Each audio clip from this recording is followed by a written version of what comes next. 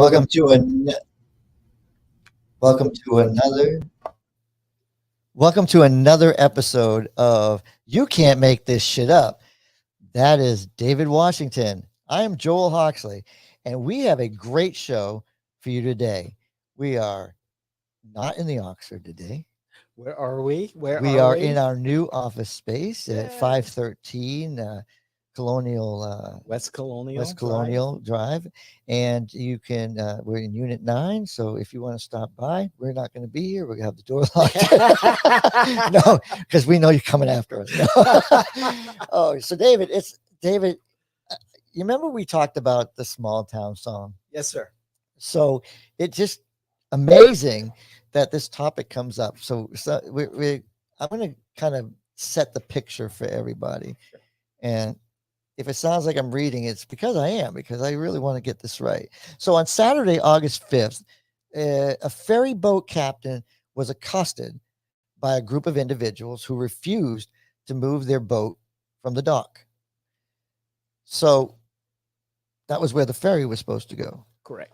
So the captain, he's black, and the boat patrons are white, and a brawl ensues when the captain was being beaten by a group of whites, and the group of blacks, bystanders, came to the captain's. I mean, that's the funnest part, is to watch how the blacks came to defend this, to defend him. So the black people who came to the captain's aid ignited a sense of pride and power in the people who are used to their pain, trauma, and suffering being front and center. So if we have the video, if it's now that I've read that, if we have the video, I'm going to try to keep that muted. So David, they're not hearing anything. So you'll see right here, there's the captain and one. So it's just a black man and a white man. Boom, there. That's where the flames, right there, continuing. That's where the flames are being stoked. Listen, it's one individual. Now you have a ton of individuals. It should not be black or white, but it is. It shouldn't be black or white. It should be, that's wrong. Anytime, listen, David, if you and I got in a fight, I don't want all your friends to come in and beat my ass. I don't have any friends. Well, yeah, me too. So we'd be so we're good. We're good with that. So no, but I wouldn't have my friends come. Listen, if I'm beating your ass, I'm beating your ass. I should be man enough to do it myself. This was disrespectful in every sense of the way. Like, I don't care, white or black. Either way, this was wrong. And then the captain. Here's the thing. We aren't hearing what the captain's saying from the video. Right. We don't know what sparked the fight. We do know that the boat's supposed to park there, and they're in the wrong spot. They're probably drinking too. That's a speculation. But if you're parked the boat and you're being belligerent, you probably had a drink or two, and that's what commonly boaters do. When I first saw the video, I paused and I looked at the video several times, make sure I was understanding what I was seeing, but I did not make any comments about it or even mention it among family and friends, because there's always more context. And also, I saw a Cardi B video where she was on stage and a woman splashed water on her, and Cardi B threw her microphone and hit her square in the face. I saw that video. And I was like, oh, you can't do that to Cardi, artist. Anyone who's on stage should, be, respected, et cetera, et cetera. And then I saw the video before the incident where Cardi threw the mic at the woman's face. Mm-hmm. And I'm thinking,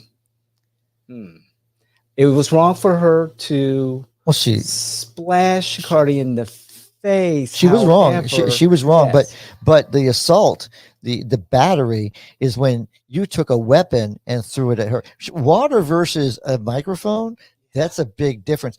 And, Listen, and what happened before, Cardi B, and some of it is explicit, she was bending over telling her audience that her coochie was hot and to splash water on it.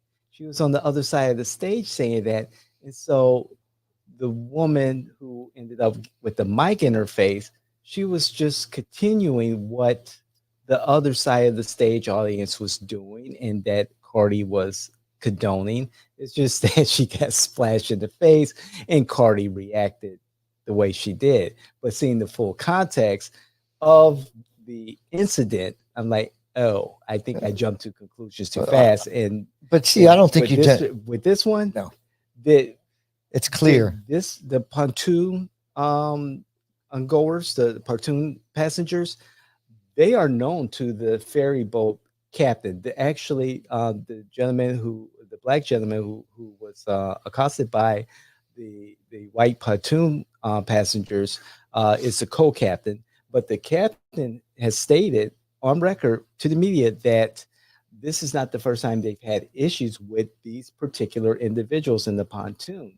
They've had interactions with them in the past, and that they were waiting. The ferry boat was waiting for 40 to 45 minutes, asking very nicely for the pontoon passengers to move their boat. In return, they were being flipped off. They were shouted at with vulgarities. And so for 40, 45 minutes, this was building up, and people needed to dock. David, And like I'm sitting here going, what would Joel do? Which is a terrible thing, because what Joel would do, I'm backing that freaking boat into the other as close as I can. I would put the fear of God into them, because that ferry is coming back at them. That'd be a whole lot different than getting into. You've been that's polite. where the ferry is supposed to dock, and they just asked them to 15 move minutes. it 3 feet, just 3 feet forward, so that they can dock. Yep, And the pontoon passengers owners like, no. Yep, I'm backing. And they were vulgar. 15 minutes max. I'm not. They would did everything right, because I'm telling you, Joel is as an asshole that I can be. I'm not gonna hit it, because I don't want the damage, but I'm gonna bring it as close as I possibly can and make you say, "Oh shit, I'm gonna do it." Like you can't treat these bad apples are bad apples. Doesn't matter who they are, what color they are, but they're intentionally stoking a fire. And that's like, why would you, what good is that? You want to be in a fight. What good is that? Just go sign up to be on, there's a bunch of places now where you can actually go beat each other's ass in an arena. I think it's called UFC. UFC or something like that. Yeah, there's one over. There's one over in Winter Springs. I know they're kicking people's ass. I walk by, I see this woman in sparring stuff, and I'm looking at the guy, and she's like high kicking the hell out of him. I'm going, that's the proper place to do it. And one of the reasons why this is there's such a passionate response to this particular incident, why it's resonating with the Black community, with other communities, is that this is happening in Alabama. Small town. This is happening in Montgomery, Alabama. Montgomery, small town. This is happening at a dock where Africans were brought in and sold as slaves. You sure that wasn't Boston? Sorry. Down the Alabama River from Mobile and other places. And also Commerce Street, which is nearby, where Black slaves where Blacks were sold. David, you've never been to Alabama. No, I have not. Listen. Don't plan on it. Listen, I'm sorry. I'm going to share with Mississippi. I have been, well, I had to drive through Mississippi, but I have been to Alabama. I have been to Alabama for my duty state, one of my duty stations when I was learning how to be an MP. Mm-hmm. Let me tell you, this would resonate with anybody, because there's tensions between race is noticeable. Right. It's not, I've never been where Black people have been so cordial to me. Like it's it's almost like it's fake, but it's not. It's like, oh, how you doing today, sir? How you? I was very impressed wherever I went to eat because the politeness. The rude people would be like if I went to McDonald's and there was a white person on the other side. They're just flipping stuff and ignoring it. They're not saying anything. It's like, wait a minute, I'm being treated like with the best of respect versus, hey, my own people are just like trying to rush me in and out. But it's the tension's there. The tension's there, and I don't think you can ever. I don't think you can ever really get rid of something that you've fostered yourself. I mean, look at the history. The history's there. It is. I mean, there's no hiding it. I mean, Africans were marched down into lower Alabama from other areas oh by god, foot. I'm going to say something. This is being silly, okay? Because I'm just being joking. Yeah, but you had to bust people down there and go whip our ass. Man, you can't take those videos away from fire hoses. The things that were done, and this is not. When you talk about a show called "You Can't Make This Shit Up," we've seen that already. How is this any different? Like, you intentionally got in a fight. There's no hiding the fact that this was And one on it one. was a group of mob, however it wants to be described, a mob of white men jumping on a black man. Yeah. And the feelings. I mean, of course, I think you and I we would get involved because just the sheer fact is one against seven. Oh shoot! Individuals. Like, listen, no. You're going to be 16-year-old was a young. You're going to see me. 16-year-old was trying to intervene. Yeah, he you're going got hit. Yeah, you're going to see me, but I'm not going to be on with the big bulky white guys. Because listen, the way I saw this, I'd be like, there was one right on one. Yeah. I'm okay with that. Right. I think people get around in a circle, do something stupid like watch. That's different. This was, they got in a fight, and not seconds later, you had three people pounce. That's the minute I'm getting involved because it just is not right. You can't use your army against one individual. Listen, one on one, fight it out. And again, there was history. These particular pontoon passengers have been ignorant in the past. They were ignorant during that situation. You're being nice. Charges have been filed. You're being nice. I am being nice. Ignorant is not the word. It's because we have a public image that we try to uphold. Well, I mean, at least David does, because Joel's really not. Yes, Joel's a terrible. Joel's driving the boat into these people because I'm not taking it. It is painful as a black person to see that happen. I've seen it on the other end where black folks have jumped on a white woman and her children. I've seen. And this was back in Kenosha, Wisconsin, when I was a young kid, spending time with my aunt and uncle, and it hurt me. And tried to get in between, and I got yelled at. I've seen black and white people walking past individuals and just hitting them with one punch, and they fall down. Like the video, they find these videos are just humorous or something. I find it like gut wrenching, because with one punch, totally unexpected, this person goes falling down. And it happened to a lot of Asians, when 9/11. Well, no, when COVID came out, it was Muslims. It was Muslims when we had 9/11.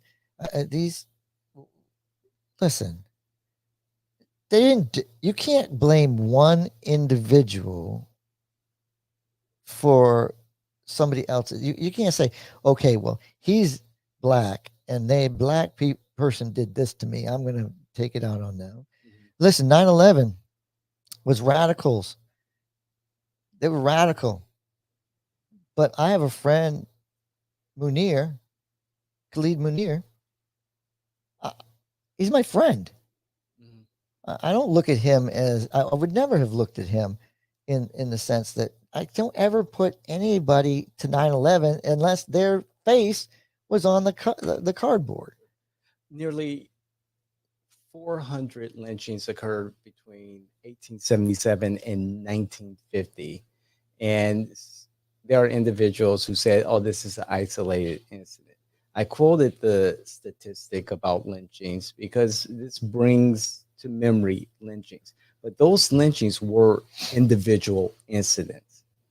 And collectively, they were meant to establish and maintain an unhealthy and unnatural racial hierarchy. Fear. So Black folks seeing this, that generational trauma is boiling up, and this was a moment for America, not just Black America, but for America. So, David, I'm going to expand this because I'm going to say,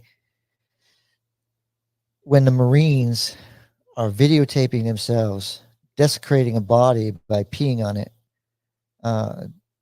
it's horrible, right? It's horrible. We teach, we really try to teach that the Geneva Convention works because you get more from being nice. Like when we fed Iraqis, when we put blankets there and we took care of them when they surrendered, they gave us more than if we were to have taken and beaten them over the head and mistreated them.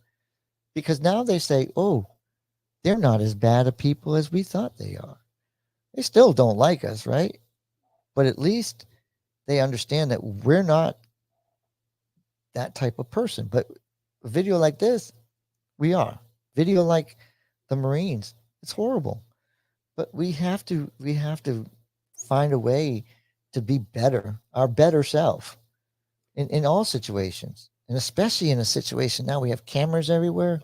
And look, I don't trust anything I see on a camera necessarily until I've seen the whole context. Like you said, the whole context. I need to see the whole concert. I need to feel what happened. Why did somebody do something stupid like that? Yeah. Why did... Even in this manner, yes, the Cardi B matter, I'm going to pause and give it a little time, unless it's so salacious now.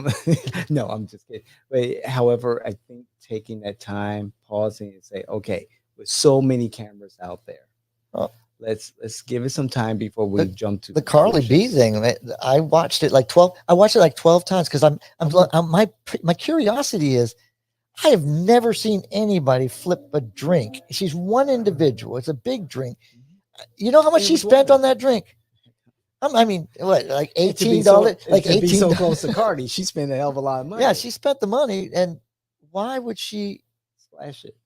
Splash her. So I at that moment I'm going, there's more to this story than it. But when she throws that microphone, I'm like, you do know you have security for a reason. And security pounces on her pretty quick. Right. But and when I first saw it, I understood the reaction. I understood it. Extreme, yes.